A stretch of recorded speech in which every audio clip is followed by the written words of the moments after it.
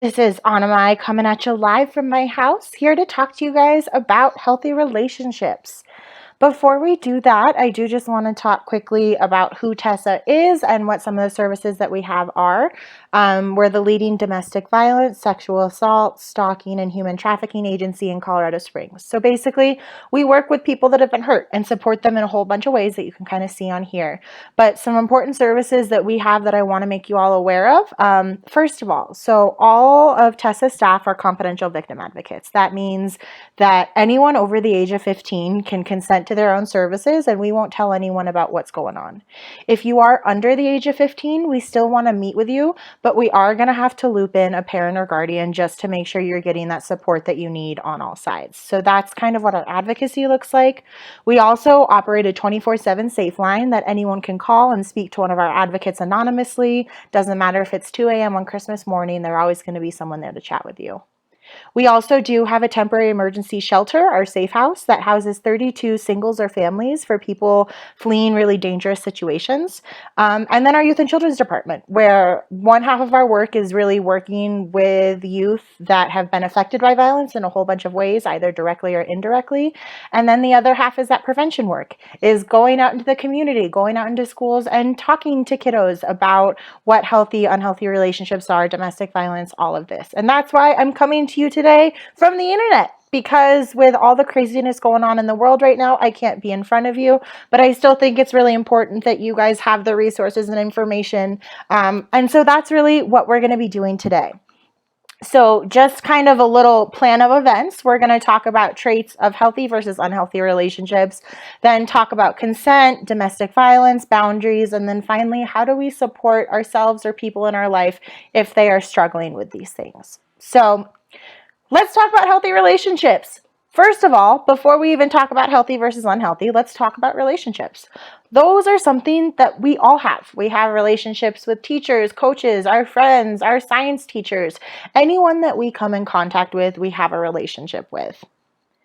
The thing that we found in the work that we do is they all have the same base foundation, and that foundation can make them either healthy or it can maybe be a little bit unhealthy. But the traits that make each one of those relationships healthy or unhealthy are pretty much the same. And so that's really all we're going to do today, is just talk about what those traits are, why some are important, and also what some of those red flags are and to be aware of them.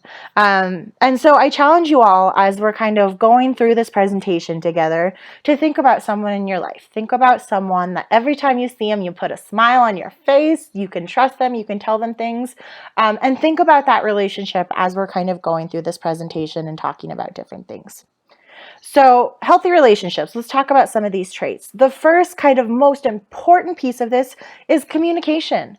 You need to be able to have good communication in a relationship, to not only communicate when things are good, things that should be celebrated, but also communicate your needs with someone, because relationships take work. It's a two-way street, and people can't know what we need if we don't communicate with that one, if we don't communicate with them. So it's really important that that good, healthy communication is there. With that is respect. Like everything pretty much on this list, respect needs to be a two-way street. So your partner needs to respect your boundaries. They need to respect your ideas and beliefs and things like that. And you need to be willing to do that same for that other person as well. So mutual respect is really, really important. Trust goes right along with that, because if we're going to someone with our deepest, darkest secrets and feel like they're a safe person, and then they go and blab those secrets to their best friend, that trust is broken. And I'm sure we've all had experiences where trust has been broken, and it's really hard to rebuild after that. So trust is really, really important. Another big one is the freedom to be yourself. Because let's be honest, would you want to be friends with someone or in a dating relationship with someone that said, I only want to hang out with you if you wear khaki pants and a red polo shirt? Like, no, I'm not Jake from State Farm. I want to be me. So the freedom to be yourself is important. Plus that freedom to spend time with who you want to, when you want to. Relationships especially healthy relationships, are all about growth. And a lot of times, yes, that growth can be together, it can be mutual, but we also want to make sure that we're growing individually as well. Because at the end of the day, the only partnership that we're guaranteed to have for our entire lives is that relationship with ourselves. And so we need to make sure that we're taking care of that person first. And if we're with someone that doesn't respect that and doesn't support that growth, then that should maybe be a sign that we should reevaluate things. Also, boundaries. So boundaries are a set of limits that we use to indicate to others what is acceptable and unacceptable. So we've got physical space boundaries, like get out of my bubble. We also have digital boundaries. Who are you giving your Snapchat password to? Would you be comfortable talking to your teacher on Instagram? Probably not. So the thing about boundaries is that they change based on the person that we're interacting with and what that relationship is with that person. And they can also change depending on the time of day, the place where we are. And so it's important to know that boundaries are always shifting and changing kind of depending on the relationship we have with that person. But they're so, so important in a relationship because that's how we protect our deepest fears and our values. So those are just some of the things that I thought of traits of a healthy relationship. I'm sure that you guys can come up with tons more, and I challenge you to do that. So let's not talk about traits of an unhealthy relationship. So I want to make something very clear here, though, that unhealthy relationships doesn't mean the relationship is bad. And just because maybe you've experienced one or two of these things doesn't mean that it's an unhealthy, toxic relationship you need to run away. If you're kind of looking at this list and realizing, oh, maybe this is something that happens when I'm chatting with my best friend, use this as an opportunity to recognize some red flags and grow from them. Because all of these is just a point to kind of gauge your relationship and see where you are. And it's up to you and it's up to your partner, whoever you have this relationship with, to decide where you guys want to go from here. So let's talk about some of these traits. The first is fear. And so fear in a relationship can take a lot of forms. It can be fearful of just someone's actions, of maybe they're threatening physical violence, maybe they're just an intimidating person. But it can also be fear of how someone's going to react if you're going to do something. So an example of that, let's go back to those khaki pants and that red shirt. If I'm scared that if I don't wear that, my partner is going to get mad at me, that's a sign for myself that maybe I deserve a little bit better in a relationship. Jealousy. Now, I want to talk about this one. I mean, we're going to talk about all of them. But jealousy is on this list, but I also want to make the argument that jealousy is a normal human emotion. We've all been on that three-year-old on the playground. Someone takes our toy and we feel some kind of way about it. That is normal. When jealousy gets unhealthy is when that jealousy is being used to control another person. So basically one person's insecurity about that relationship is starting to take over that relationship. There's that TV show You Out these days where that whole show is about someone stalking and trying to control someone else's life. That's not okay. That's where that line goes from, this is something I'm feeling on the inside, and now I'm taking those feelings and projecting them on someone else to control them. That is what we're talking about when we're talking about unhealthy jealousy. Violence is another really big one. Violence is never okay. And violence doesn't have to be hitting someone. It can also be yelling, screaming at someone. Violence in a relationship is never okay.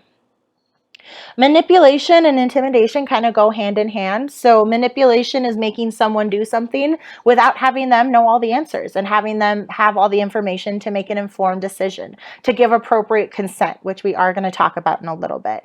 And intimidation usually goes hand in hand with that. If you don't do this, I'm going to make sure that no one sits with you at lunch. If you don't do this, I'm going to make sure you don't have money to put gas in the car. All of these are ways that kind of manipulation and intimidation go hand in hand. And both of those should be kind of signs that, okay, maybe we need to work on our communication in this relationship because right now this is not equal, even conversation. Selfishness is another one. That's when someone is putting their needs ahead of their partner's and not really caring about how that affects their partner. And so there's a really big difference between setting boundaries and being selfish. When we're setting boundaries, we're doing those to protect our thoughts, values, and beliefs. It has nothing to do with the other person. When we're being selfish, we're doing those because that's what we want to do, and we don't care how it affects anyone else, and that doesn't even factor into the decision. And then finally, name calling. That can be another kind of red flag in a relationship. But I know when I'm going and having this conversation in schools, I always get people raising their hands that say, that's how I show people I love them, by going up to my friend and saying, hey, big head, how's your day going? So that's completely fine. If that is what is healthy in the context of your relationship, go for it. But I would challenge you all to check in with your friend. If name calling is something that you guys do, just ask them one day, like, hey, how does it feel when I call you big head? And let them give the consent to say, you know what, this is okay. This is something I like. Or you're creating space for them to also say, you know what, I don't really like it when you call me that, but I didn't want to start anything. And so either way, you're just having a good conversation with someone you care about. I would encourage you all to do that. So those are just kind of very general healthy and unhealthy relationship traits. Something we've talked about a lot while we're talking about these is kind of consent and giving permission. And so we're going to talk a little bit more about that now. But like I said, consent is just giving someone permission. It's allowing someone to do something, or it's voluntarily participating in something. And we do it every single day. And so at its most general sense, consent is accepting that no means no and only yes means yes. So if you get an I don't know, that's a no until we get more information. And the way that we can get more information is by asking follow-up questions. Okay, is there anything I can do to help you get a little bit more information, understand more, or what can I do? Or it could just be, you know what, no, I don't want to do that. And that's okay too. Because the other part of consent, guys, is that we have to respect when other people don't consent to things. We can't say no, expect people to respect that. And then when they do the same thing, we keep on pressuring them and poking them and say, no, but I think you really want to if you did it. And so consent, like healthy relationships, like everything we're talking about, is a two-way street. And we need to be willing to give as much as we're willing to take. So consent is always asking permission before you touch someone too, because everyone is an expert in their own lives. They know what feels comfortable and they know what doesn't feel comfortable. And that can be hard though too, because how many of us come from families where it's kind of expected that you're going to go hug that relative that you haven't seen in a really long time, or be at a family event and you're going to have to go dance with someone that maybe you don't want to dance with. A lot of times in our family structures, we're not taught that consent and control over our bodies is something that we have, because we want to play into our family culture or our larger culture. And so I want to empower you all to start a conversation. If hugging isn't something that you're comfortable with, why not give someone an option? You know what? I'm really all about fist bumps, or let's like do an elbow touch or something. Give someone an option and realize that people may not have had the same resources that you have. People may not have talked to your parents or grandparents that they have control over their own body. So when you're saying this, it may be seen as disrespectful.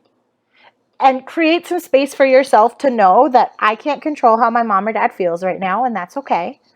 But I will say, the more that you can practice this and the more that you can show people that I'm in control of my body, I'll kind of have the final say, you're creating a ripple effect in your community, because you're also showing people that they have control over their bodies and you're giving them tools through your actions. And so I would really just encourage you to have conversations with people in your lives about what consent is on kind of a daily basis. And then that last one is just never get mad when someone says no, because you wouldn't want them to do that to you. Another way that I really like to think about consent is French fries, because we've all had French fries. Curly fries, steak fries, waffle fries. We could just do a whole PowerPoint on fries. But I'm going to challenge you guys that next time you hear the word fries, I want you to think about consent and some of the basics of consent. So that F in fries stands for consent is freely given. So there's no one forcing you to do anything. There's no one telling you that you have to do this. You're making this decision because you want to. That R stands for consent is reversible.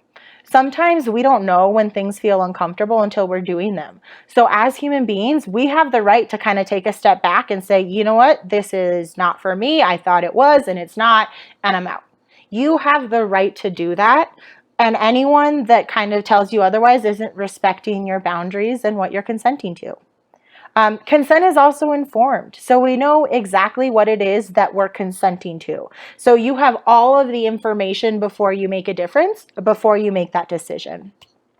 Consent is also enthusiastic. If you guys could see me right now, I'm doing jazz hands and smiling on my couch, trying to show you that I'm being enthusiastic. But really, this is one where body language is so, so important, because someone may say yes, but if you're seeing that body language get small, maybe they're taking a step back or their face doesn't really look enthusiastic, I would encourage you guys to ask a follow-up question. Be like, hey, your face and your body are telling me two different things. Is this something that you really want to do? And then going off that, you may be creating space for someone to say, you know what, I really didn't want to do this, but I didn't want to say that. And so it's really important that we're enthusiastic when we're consenting. And consent is also specific. You're consenting to one thing at one time on one day. If you want to do that thing again with that person, you guys have to check in and get consent every single time. That's how consent works. And so these are just ways that I like to think about consent. And now you've got this FRIES acronym. So let's practice one more time. F is freely given. R is reversible. I is informed. E is enthusiastic. And S is specific. So that's kind of all I have for you guys about healthy versus unhealthy relationships and kind of consent and boundaries with all of that. And so now what we're going to transition into is domestic violence. What happens when these unhealthy relationships get unchecked and they escalate into something larger? At its essence, domestic violence or abuse is a pattern of power and control. So I want to make something really clear to you guys though. Not all unhealthy relationships are abusive, but all abusive relationships are unhealthy. Because in an unhealthy relationship, both people might be kind of fighting for that power. And so they're both using unhealthy ways to get it, which is that place that I was telling you about. If you can recognize those behaviors and come together and realize, ooh, we can both be kind of toxic sometimes, that's the starter for growth. In an abusive relationship, though, it's one-sided. It's one person trying to get that power and control over that other person. And so some of the ways that people can do that are physical abuse. A lot of time that's what we think about when we hear the word abuse, but I hope this list shows you that abuse can take a whole lot of forms. We can have emotional abuse, like name calling them, threatening them, intimidation, kind of all those things we talked about. Financial abuse. That's a really big one that we don't talk about as much. But honestly, if you limit someone's access to money, you limit their options to leave an unhealthy relationship. So this can be taking someone's paycheck when they get it. It can be giving them a daily allowance or just not letting them know what finances look like in these families. All of these actions limit someone's control over their daily lives. And that's why financial abuse is such a common and powerful form of abuse. We also have digital abuse. So that can be blowing up someone's phone. That can be tracking their location. That can also be breaking into their phones and reading text messages. On something that might be a little bit more applicable to you guys, cyberbullying. That's a huge issue. Making a meme out of someone using an unflattering picture and spreading it to thousands of people. Liking fight videos. All of these can be a form of digital abuse.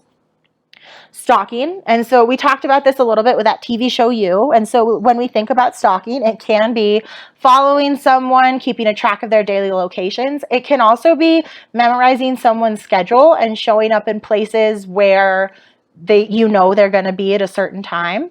It can also be things like leaving gifts on someone's doorstep. The key to all of these is that there wasn't consent involved. The person did not ask for that gift. They did not ask for you to be at their softball practice. And so when we're talking about stalking, it's a repeated pattern and no consent is involved. And then we've got sexual abuse. And so this is, of course, sexual assault or rape, any type of inappropriate touching, but it can also be forcing someone to watch inappropriate videos or distributing someone's nude photographs. And so abuse isn't just one of these things. A lot of times what I see in the work I do is that it's a combination of all of these forces used to control someone. And so that's what I want to show you now is this teen power and control wheel, because I think it does a good job at kind of showing that these things don't exist in just one. It's not just you're getting called names all the time. It's you're getting called names and you don't have access to money for food. And also you may be getting hit. And so all of these things combined is what makes domestic violence so hard to talk about, because it can be so all-encompassing. And so let's look at this team power and control wheel a little bit, because I think it just kind of breaks it down a little bit more. A big one that we didn't talk about that much was isolation and exclusion. So a lot of times when we're trying to get that power and control over someone, a really easy way to do that is isolate them from support structures, isolate them from friends, from family, from people who care about them. Because if you're the only voice that that person's hearing, it's a lot easier to control them when there aren't those outside forces coming in. So isolation is a big one. Peer pressure. For my friends in school, this is huge, because let's talk about if someone was in an unhealthy relationship and then that threat comes. If you break up with me, you have no one to sit with at lunch anymore.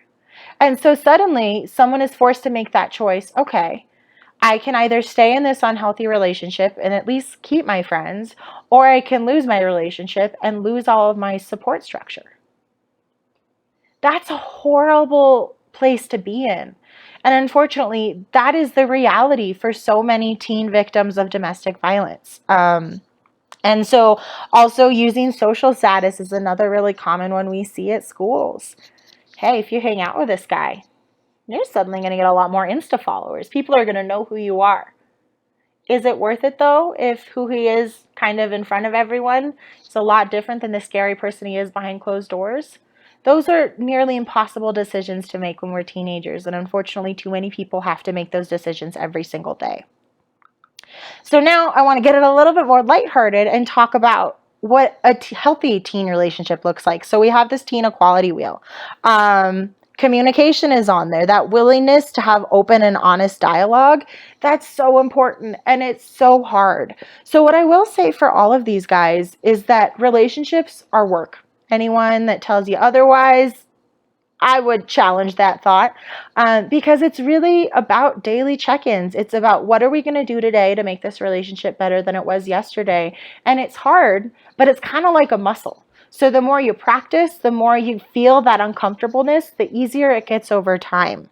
Another one that I love on this is self-confidence and personal growth. We talked about this at the beginning, but in relationships, we need to have space to both grow in that relationship and grow externally. And if we're in a good, healthy relationship, we should have space to do both and be with someone that encourages that both sides of growth with us. And so let's talk about kind of the reality of the world that we're living in right now. 1 in 3 adolescents in the US is a victim of emotional, physical, or sexual abuse from a dating partner. That's too many. But what that also shows us is, while this may not be something that affects you personally right now, statistics show that this is something that could affect someone you know in the future. And that's why it's so important to know just the basics of what healthy and unhealthy relationships are, what we can do to support survivors, because you guys are the ones at the front line dealing with this. Agencies like TESSA or your school counselors only know about a problem after it happens.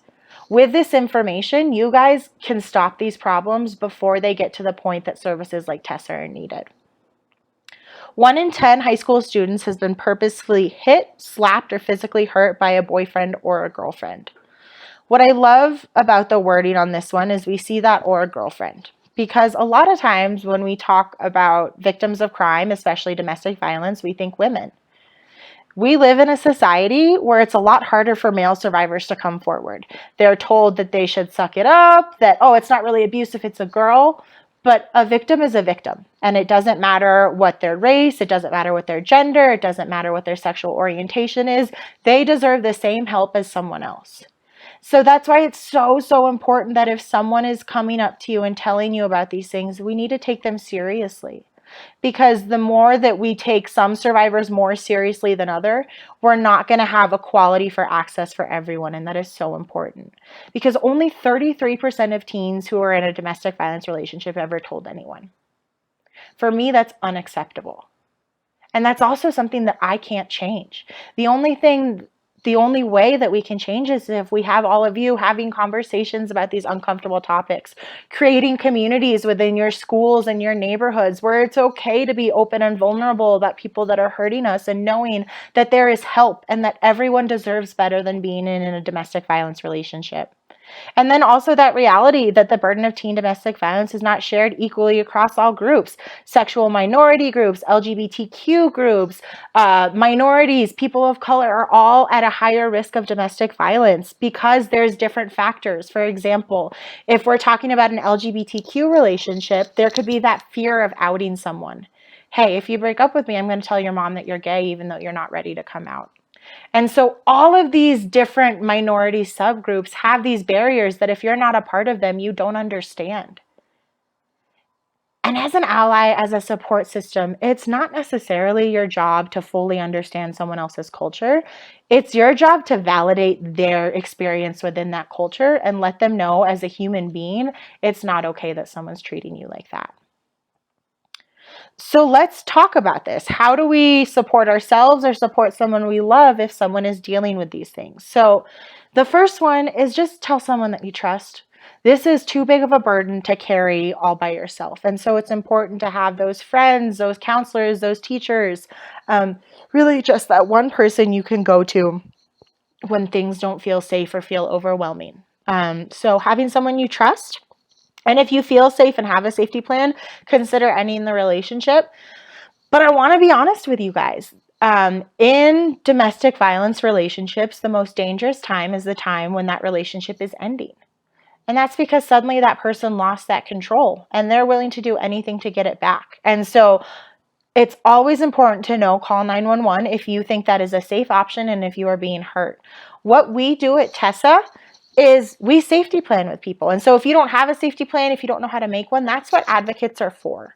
We're not here to solve anyone's problems. We're not here to wave our magic wand and then poof, you're out of this and your life is okay again. What we do is we create space for all of these feelings. And then we ask that person, what do you need right now to move forward? And that's where we go from. Because every person is an expert in their own life and their own experiences. We can't fix anyone's problems. We can just give them the tools and the support that they need to have them fix it for themselves. And it's so, so important, if nothing else, remembering that it's not your fault. No one deserves to be hit. No one deserves to be screamed at. No one deserves to feel less than the incredible, beautiful, unique, wonderful human that they are. And so that's the first thing to remember if a friend or a family member is coming to you, just repeating that. It's not your fault. You deserve so much better than this. And so being a good friend means not judging them for their choice of partner or for how long they've stayed in this relationship. And it's also not fixing all their problems for them. I am not putting out this presentation in the hopes that we suddenly have middle school and high school like domestic violence vigilante squads where you guys are going out and ending the problem of domestic violence. That's not realistic. We want you guys to be kids. We want you guys to enjoy life and not have to worry about these things. But reality is some people that you know might. And that's why it's so important to be there, let them know they're not alone, and then connect them with an adult that can help. And so that's your school counselors, that's TESSA advocates, that's Safe to Tell, whoever that person is comfortable with, starting there and letting them know that they're not alone. That's all we can really do. And so kind of on that, let's talk about some resources. We've got stopbullying.gov, Safe to Tell, which is that anonymous tip line run by the school districts. Love is Respect is a great resource on teen domestic violence. And then the One Love organization also has great educational resources about kind of healthy and unhealthy relationships and things like that. More locally, we have TESSA, so we're that domestic violence, sexual assault agency. We've got Urban Peak, which is now The Place, which is the only teen homeless shelter in town.